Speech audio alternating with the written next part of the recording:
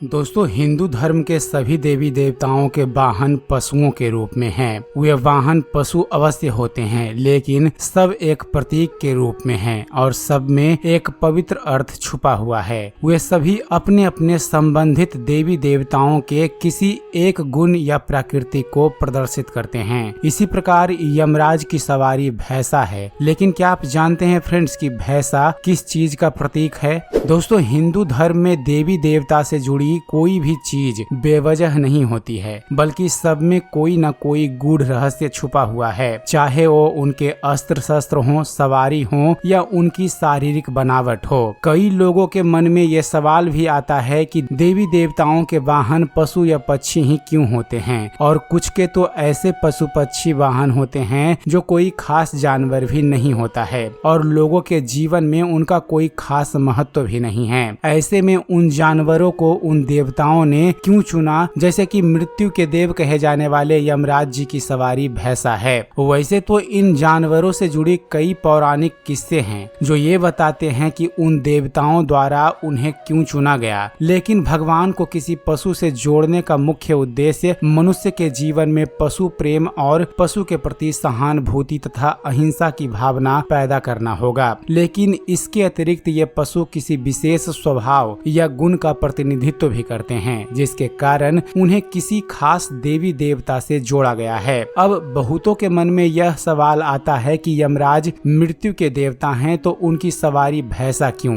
कोई भयावह या मृत्यु के समान दिखने वाला पशु क्यों नहीं? आखिर भैंसा का मृत्यु से क्या लेना देना है? तो दोस्तों, शास्त्रों के अनुसार यमराज की सवारी भैंसा का नाम पौंड्रक है। पौराणिक कथाओं के अनुसार पौंड्रक का जन्म भगवान शिव के रौद्र रूप की जांघों से हुआ था। पौंड्रक एक नर भैंसा है जिसका काला रंग उस अज्ञात दुनिया का प्रतिनिधित्व करता है जहां एक व्यक्ति मृत्यु के बाद जाता है। इसके अलावा यमराज की सवारी भैंसा तामसिक गुण और अज्ञानता का प्रतीक है। जैसे ही कोई मनुष्य जन्म लेता है, वह अपनी अज्ञान में यह भूल जाता है कि वह एक दिन मृत्यु को प्राप्त होगा। वह अज्ञानता में अपने नश्वर शरीर से प्रेम करने लगता है, उसके मोह में बंध जाता है, तामसिक गुणों को पोषित करने लगता है, इस संसार के क्षण भंगुर सुख को असली सुख समझने लगता है। बिल्कुल वैसे जैसे भैंसा अपने ही गोबर में लेटा आनंद लेता रहता है, उसे ही असली सुख समझने की भूल कर बैठता है। मनुष्य यह भूल जाता है कि उसके जन्म लेते ही यमराज अपने धीमे और एक समान गति से चलने वाले वाहन भैंस पर सवार, हाथ में गदा और पास लिए उस तक पहुंचने के लिए अपनी यात्रा शुरू कर चुके हैं। उसके पास वह नश्वर शरीर तब तक है जब तक यमराज उस तक नहीं पहुंच जाते। यमराज की सवारी भैंसा केवल नर्क का मार्ग जानता है। हमारी अज्ञानता भी धीरे धीरे हमें नर्क के मार्ग की ओर अग्रसर करती है। वह हमारी चेतना को जागृत नहीं होने देती।